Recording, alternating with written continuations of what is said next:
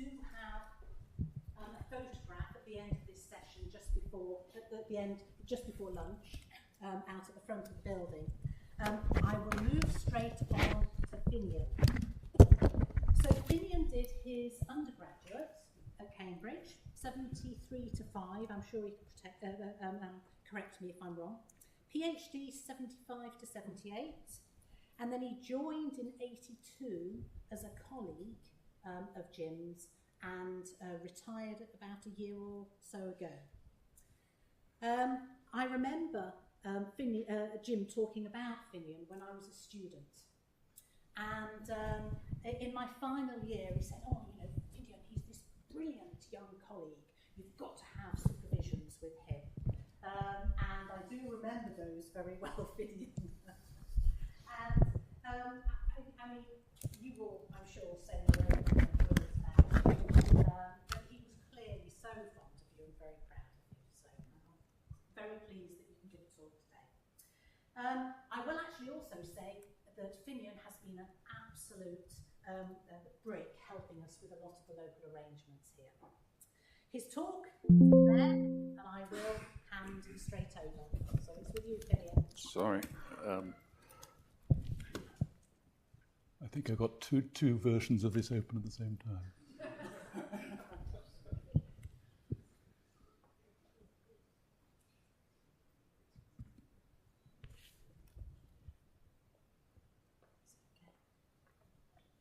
I don't know what's happening, but it's coming. Quite love your feedback. Go away.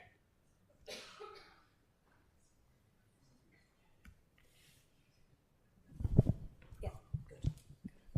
Right, sorry. So I was very similar to Mary, just a year after her. I was also an undergraduate here, but I was at St John's, and Jim was at St John's too. So I had a lot of supervisions with him. Not the first year, but certainly second and third years, all the organic chemistry I did, I had Jim supervising me. And then I joined his group to do a PhD, 75 to 78. That was on synthesis of polyketides. Biomimetic synthesis, yes, but definitely synthesis, not biosynthesis. And when I had finished that, I think it was Jim that said, you're suited for an academic career, go off and do a postdoc. And of course, he wrote me the references for the postdoc, and I got straight in. My postdoc supervisor, Ian Spencer in McMaster University, who I chose because I wanted to do biosynthesis, not stay on the synthetic side, said, Jim wrote a 3-line reference for me, and one of the lines was, he plays squash. So the other 2 lines must have been quite good because I got taken.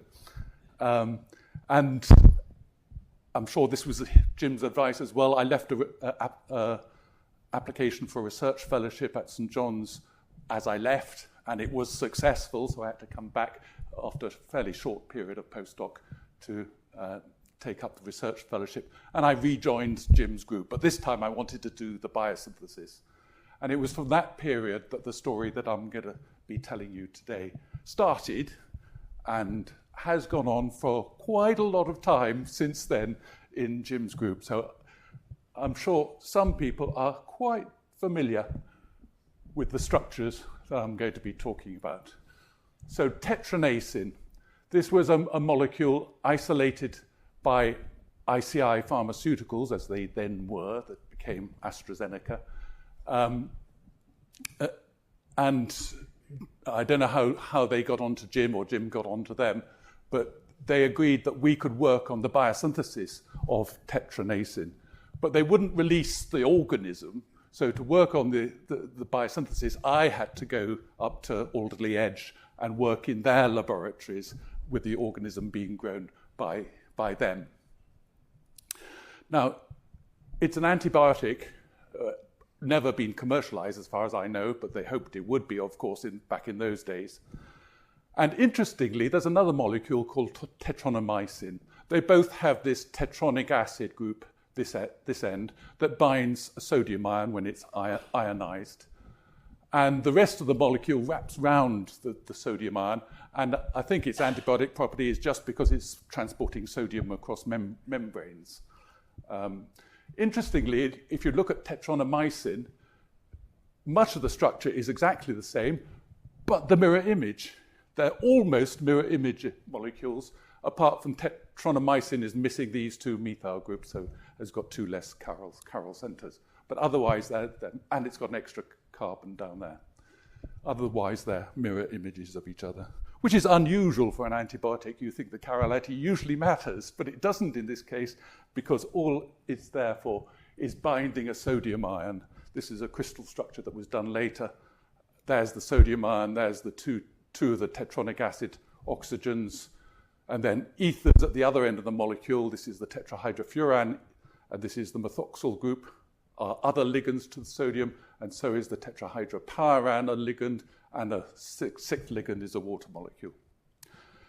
So that's probably why it's an antibiotic, but we're interested in how it's biosynthesized, and of course, I started back in those days, I think it was 1980 I started this, might have been 1981, feeding carbon-13 labeled precursors. And acetate and propionate were both incorporated in the sort of way you expect for a polyketide. And in fact, it goes 2 acetates, followed by 2 propionates, followed by 2 acetates, 2 propionates, 2 acetates, 2 propionates, and then 1 acetate right at the end. And that's the polyketide chain. And then there's 2 carbons here that didn't get labeled by anything that we fed. The methyl group, the O-methyl group, comes from S-adenosyl methionine. So that's the carbon skeleton that we know about. We then did a deuterium labeling experiment, similar to what Mary was talking about, with deuterated acetate. It was very, very weird, this. The deuterium did not get into any of the places that were derived from acetate. It must have all got washed out, perhaps at the malonyl-CoA stage. We don't know. But it did get into the propionate-derived units. So that's probably acetyl-CoA going into the citric acid cycle, getting to succinyl-CoA, and then the rearrangement of succinyl-CoA to methyl-malonyl-CoA, which is the immediate precursor of the propionate-derived units. And interestingly, feeding trideuteroacetate, you could see up to 2 deuteriums in each of the methyl groups of the propionate-derived unit, and that includes this hydroxymethyl group at C30. And that's particularly relevant because a theory of how the cyclization happened to make the tetrahydropyran and the cyclohexane involved that being a carbonyl group. And this experiment proves it can never have been a carbonyl group because it couldn't have retained 2 deuterium atoms if it ever had been. David Dodrell, by the way, was a visiting academic who was an NMR expert and devised the pulse sequences that were isotope edited so we could tell how many deuterium atoms there were in each example. So soon after I moved on from Jim's group, and because I became a lecturer here after that, Agarthy, along with Ernest Lowry, who was a postdoc, took over from me, did some oxygen-18 labeling experiments with C13 as a reporter, and that showed that this oxygen of the tetrahydrofuran comes along with that carbon-21, and in the tetrahydropyran, this oxygen comes along with carbon-17. And significantly, this methoxyl oxygen does not come along with the carbon it's attached to. The oxygen that would have been attached to that carbon has been completely lost. So the presumption is that that ring gets formed from the alkene here getting made into an epoxide, and then this OH group attacking the epoxide would make the right functionality, and obviously that oxygen getting methylated So that was the theory about how it's made.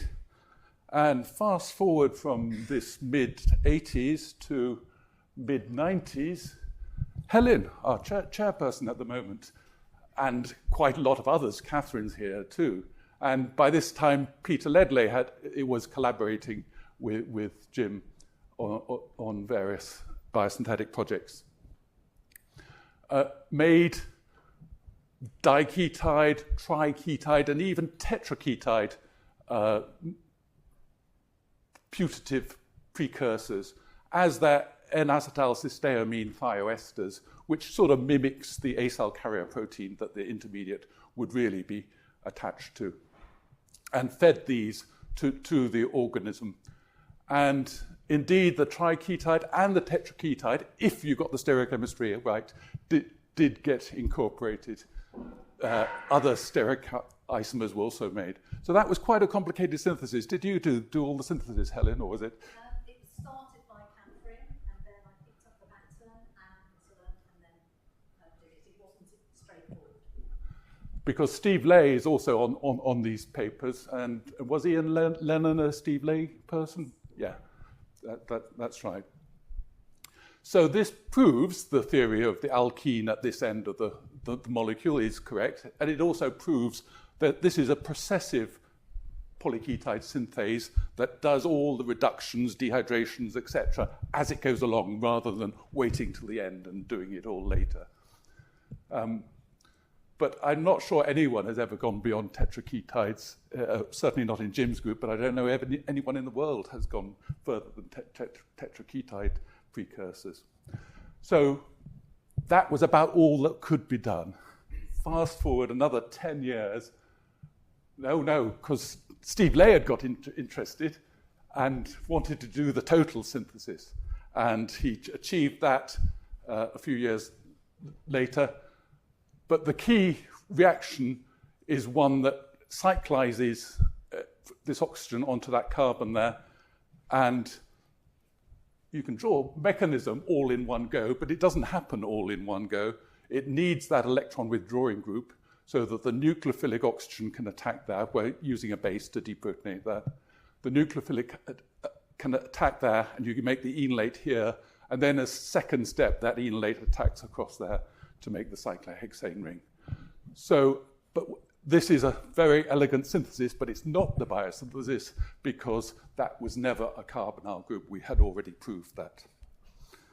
Now fast forward 10 years, and now gene sequencing is available. The organism, now this is the tetronomycin organism, in fact, but it's going to be very similar to the tetranacin. The gene cluster was discovered and totally sequenced, and it had these huge genes, which are the polyketide synthases, and you could tell what they're coding for, a series of domains, and exactly the right domains that you need to make this linear polyketide step by step, adding two carbons to the chain at each stage. We've got all the domains and one additional one. The ketoreductase here had to be assumed to be inactive because that final ketone does not get reduced. But other than that, it fits perfectly. So that paper by Peter Ledley and Jim and Joe Spencer suggested this biosynthesis. You see, just what I showed before, a concerted. Now, on an enzyme, you could imagine that this gets pre-organized so there's good orbital overlap between here, and it could possibly, on an enzyme, happen all at once, though in actual synthesis terms, you couldn't expect all those orbitals to be aligned at the same time. Sorry. So I won't bother to go into the rest of the biosynthesis. They chose that proposed at that time. They didn't have any evidence for the order of events at all, and in fact, it wasn't right, that proposal. Fast forward another 10 years, and Peter Ledley kept up an interest in tetranacin, and I think it was his very last PhD student who was Rory Little, who he set to work on tetranesin biosynthesis. And one of the things Rory did was compare the gene sequences of all these other genes, not just the polyketide synthases, but the other genes in the cluster, with other genes elsewhere to see if there was any similarities. And what he discovered is two of the genes, the yellow one here and the red one there, which were in both tetranomycin and tetranesin, were also in some other polyketide synthase clusters, chlorothresin, versipelostatin, pyroindomycin. They both have them, and in those, they're known to do Diels-Alder reactions. So what on earth is a Diels-Alder reaction doing in tetranesin biosynthesis? We didn't have any idea how a Diels-Alder reaction could contribute to making that molecule. So, of course, Rory went ahead and did gene knockout. He knocked out both this one, TSN11, and this one, TSN15, and he did the double knockout, and then grew those mutant strains to see what happens. And it turned out in the double knockout and in the single knockout of TSN11, a new compound marked 3 on the HPLC traces here accumulated. And that was good news, because it's obviously a stable compound that you can grow up in scale and isolate it. And furthermore, he could express these two enzymes, and treating 3 with the TSN, with both of them together, did convert it to tetranesin. So these are definitely the two last enzymes in the biosynthesis pathway. And if he treated with just TSN11, it changed to this compound here, which is very similar to tetranesin on this HPLC, but just a little bit different. So it's not tetranesin, it's another intermediate. So obviously, we want to know what these are. So Rory grew up the strain, the TSN11 knockout strain, in quantity to isolate the compound. And he got a beautiful NMR spectrum. But biochemists are not usually NMR experts, so this is where I was fortunate enough to come in to help them solve the structure from these NMR spectra. And of course, we had the full range of the COSY and the NOSY and the HMBC and the HSQC, etc., to work on. And it's quite a big molecule, so it did take me quite a long time to churn through all the data to work out what it means. It's a bit like a jigsaw. When everything fits, you know it, if you see what I mean. But at first, you've got lots of data there, and you don't know what to do. And it turned out to be this structure. So this structure has done everything down this end of the molecule, the right-hand end of the molecule, already, but it hasn't made the tetrahydropyran ring. From this oxygen needs to cyclize onto C13, and it hasn't made the cyclohexane ring. C10 has to cyclize onto C5 there. So those are the steps that are going to be catalyzed by those two enzymes. But we still had no idea what the chemistry was, because as explained, well, that's on the next slide. No, the next slide, sorry, to go back. Doesn't want to go back. It's frozen. Sorry, don't know what's happening. But Manuela Tozin, who was here with Joe Spencer and is now at Warwick with her own research group there, has this technique for offloading putative polyketide intermediates. She uses this, which after hydrolysis in vivo of the ester is a coenzyme A, a malonyl-CoA or a malonyl acyl carrier protein, mimic, except it doesn't have the sulfur which would be there, it has a CH2.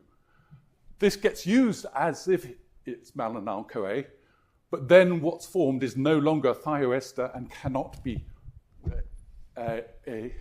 transferred back to the polyketide synthase, and it's not attached to a protein at all, so it's free to float off and can be isolated.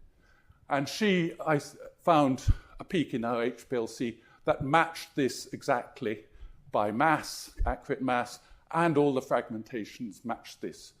So we think this end of the molecule does get the reactions done to it while the polyketide chain is growing, because this is not yet a full-length polyketide chain.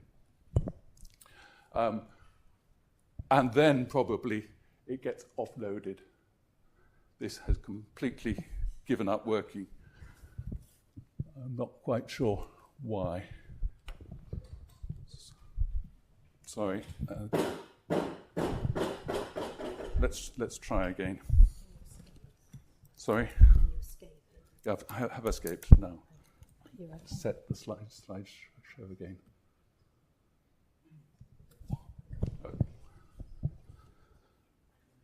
Yeah. So what we proposed in this paper is that these modifications have happened as the chain is building, and then when the chain gets to the full length, we have this double condensation reaction where the enolate at that position attacks this thioester, and this oxygen of this glycolyl thioester attacks that thioester, and that is what removes the final molecule from the polyketide synthase, and then there are just these two enzymes left to do the last two cyclizations. But what is the mechanism of the last two cyclizations? As already explained, that is the only mechanism we could think of, but that would have to be all concerted. So how do you use two enzymes to do a reaction that's concerted? It doesn't make sense. So we had to isolate the intermediates and isolate the second intermediate and prove its structure. This wasn't so easy because it didn't accumulate in the mutant organism. Instead, what he had to do is make quite a lot of the previous intermediate and then use the enzyme to convert that previous intermediate into this one. Again, a lovely NMR spectrum. And again, this structure was solvable with difficulty because there was a minor component and a major component in equilibrium with each other. But this is the major component. And look, there's a new ring being formed there that isn't there in the final product, but is in this intermediate. This ring here has not been formed yet, but we've got a new ring here that has formed. The cyclohexane has formed. So what's the mechanism going on there?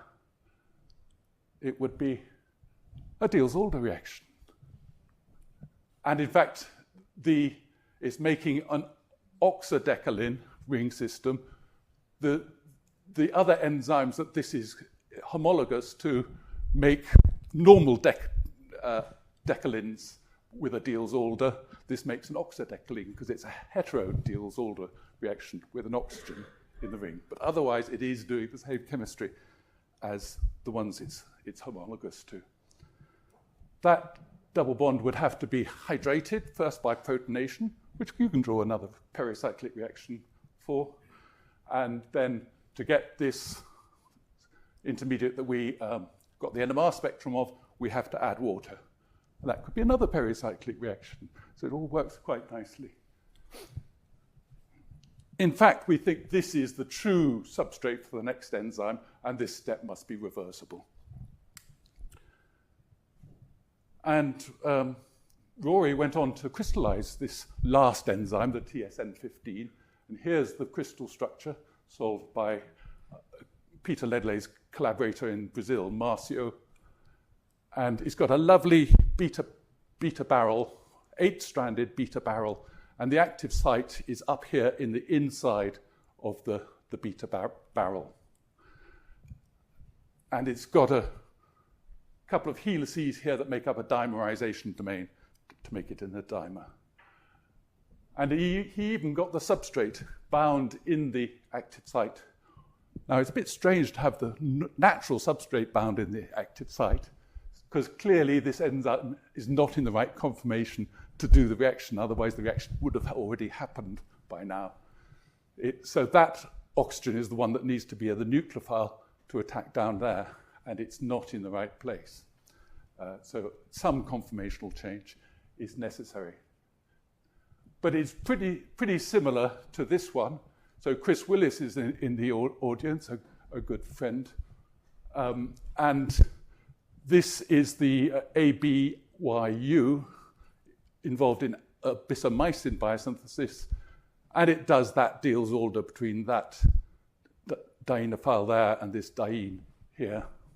And there again, the active site is inside the 8-stranded beta barrel.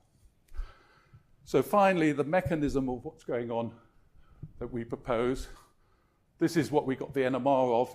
As I said, it's got to lose water by pericyclic reaction like that, going back again, lost the water. And then the final step could be just drawn as another pericyclic reaction. So a pericyclic reaction needs no catalytic groups, if you see what I mean. And so this makes sense now that this enzyme is similar to other things that do Diels-Alder reactions, because pericyclic reactions don't need any catalytic groups, so you don't need any conserved catalytic groups to do this reaction. Okay, so just to finish, I'd like to make acknowledgements. Jim, of course, because of not only the influence he had on my early career, but also giving me this project to work on. The people that came after me, starting with Ernest Lowry, and all the other members that worked on tetranase in the Jim's group, should be applauded for the advances they make. Peter Ledley for carrying on this project after Jim retired. That was very necessary. And Rory Little, his PhD student, who was excellent and should be thanked as well. And thank you for listening.